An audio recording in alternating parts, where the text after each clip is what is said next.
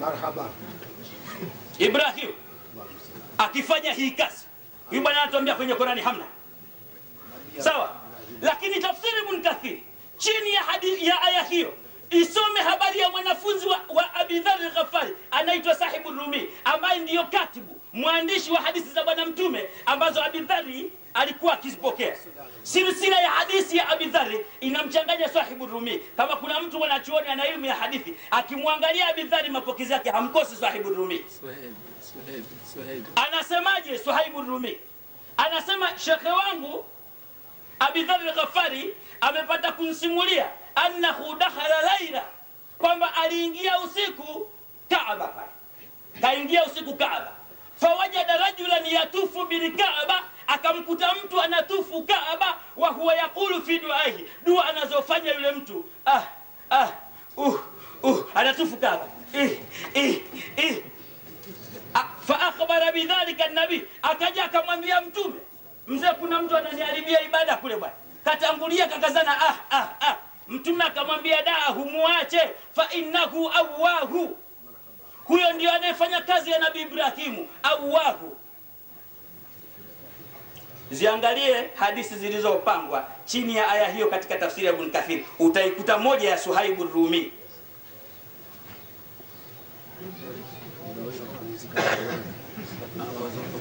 Ngoja dakika ziko shaka. Inshallah Mungu akubariki. Salamu alaykum. Tuko katika vitabu ambavyo si vya maimamu, lakini ni watu wa madhehebu yale sio. Hii inaonekana katika haya matatizo yake, kwamba yeye anachukua vitabu vya tasawufi. Ukirejea katika Sahih Muslim, mukaddima wa Imamu Muslim alivyozungumza Imamu Nawawi, mukaddima ya Imamu Muslim basi ni kwamba mtu zandik hakubaliki katika hadithi yake. Halafu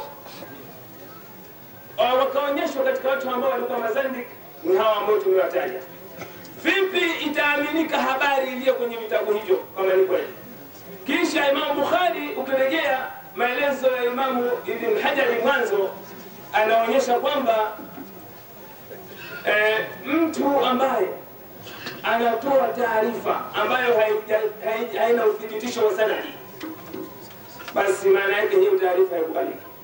Kwa hiyo tunaweza kusema kwamba hivi vitabu ulivyotumia nawe maana yake haifai, ama visifai vyetu na vyako, kwa sababu umetumia vitabu vya tasawufi. Umetumia vitabu vya tasawufi.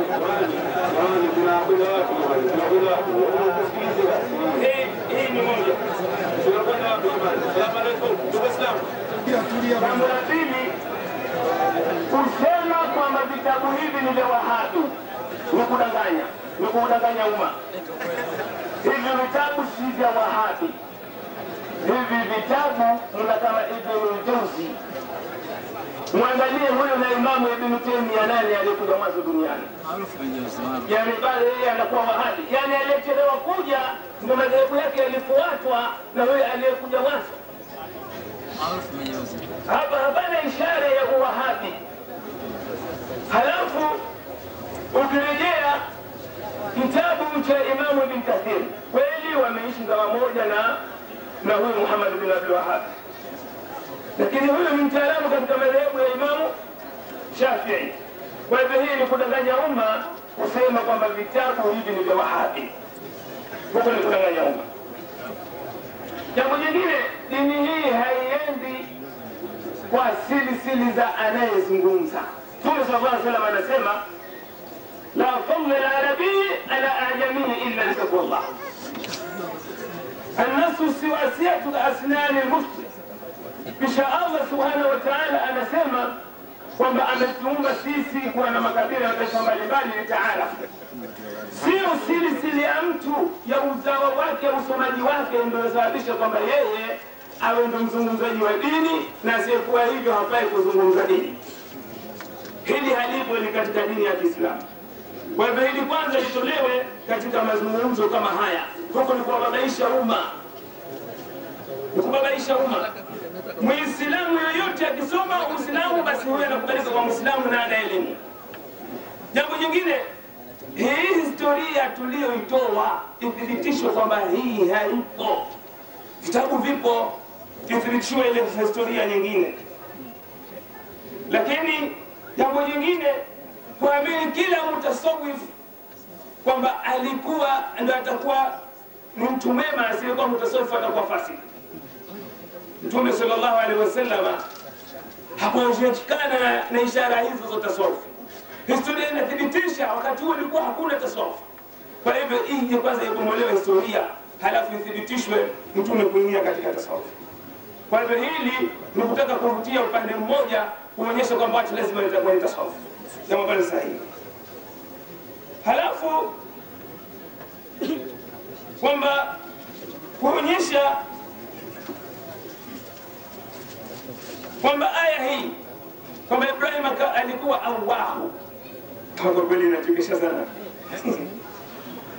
Awahu hili ni neno ambalo lina maana yake, na siku zote neno la kisheria latafsiriwa kisheria.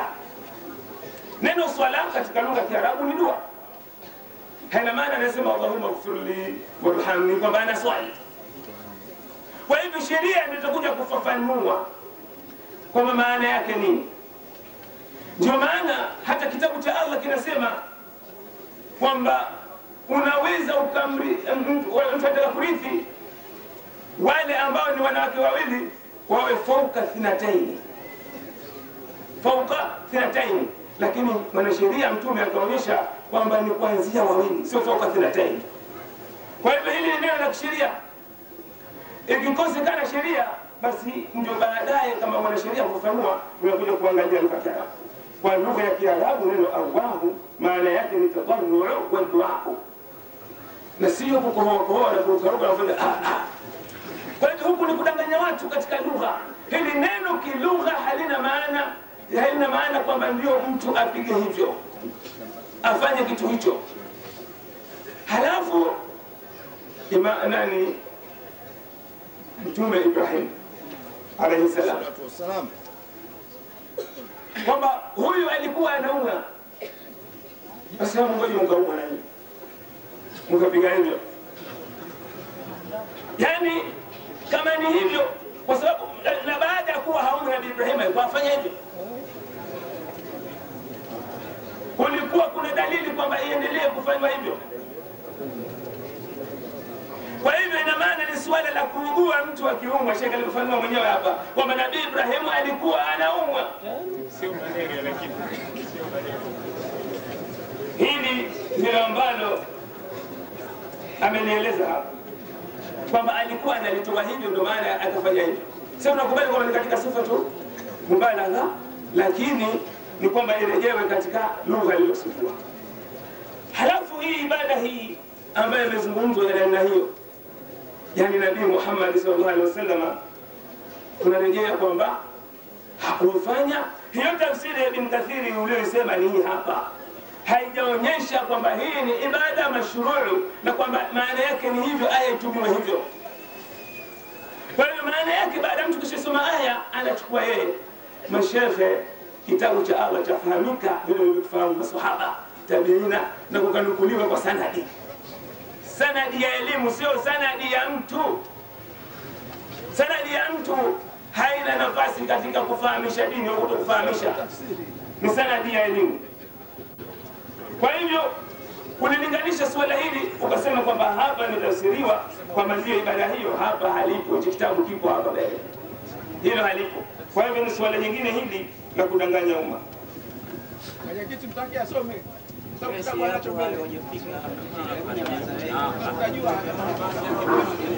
Halafu assalamu alaikum. Hao jamaa tunataka kuanza kuharibiana sisi. Sasa tabiri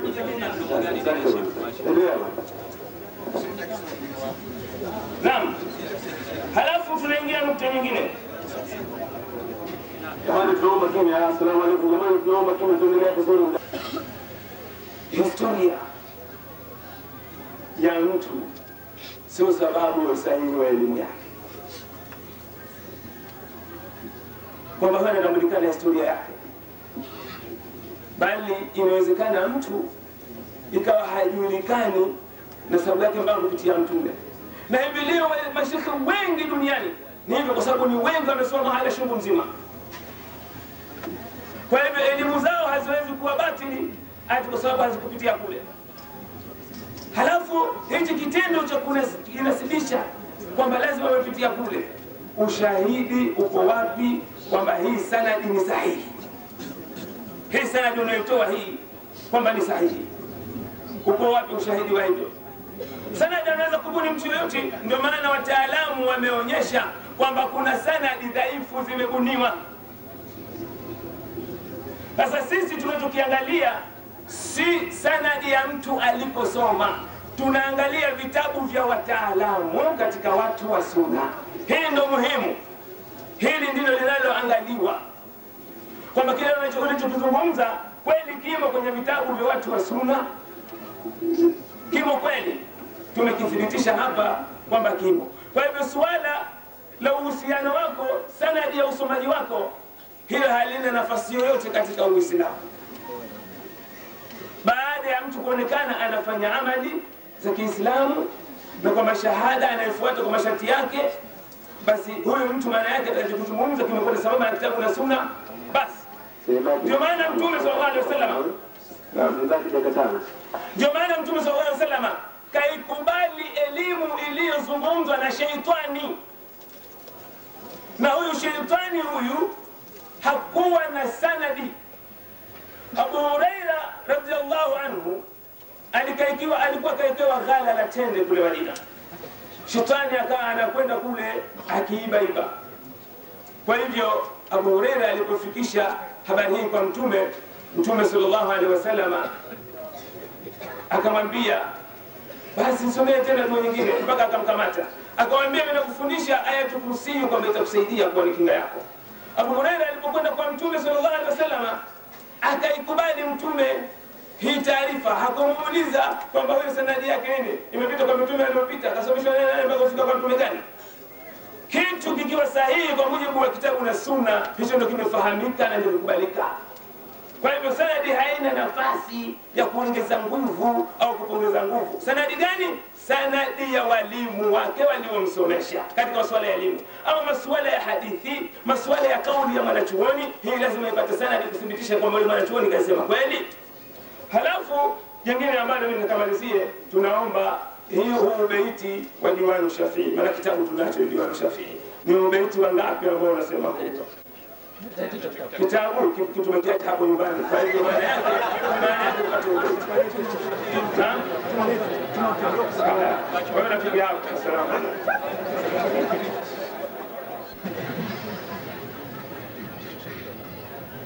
Ajabu ya Rahman. Huyu bwana anadai kwamba tafsiri hii haimaanishi hilo, lakini inamaanisha tadharu, unyenyekevu. Huko kufanya ndio unyenyekevu wenyewe, kwa sababu anachoumwa Ibrahimu sio malaria, sio pumu. Ibrahimu anaumwa homa ya ugonjwa wa mapenzi wa Mungu. Hauna dokta huo mpaka siku aipate pepo. Sheikh wa Kamus anaifafanua vizuri, anasema taawaha, mtu anayetaawa mai yakulu ni huyo anayesema min khashyatillah, kwa sababu ya kumwogopa Mungu. Hapa hatuzungumzi habari ya watu wa vifua vikuu, ukoma, ukimwi, hayo majanga hayo hatuzungumzi. Tunazungumza hofu juu ya Mwenyezi Mungu Subhanahu wa Ta'ala. Lakini Imam Sawi katika tafsiri yake kalifasiri neno hivyo hivyo chini ya hiyo aya, innahu kana yukthiru an yaqula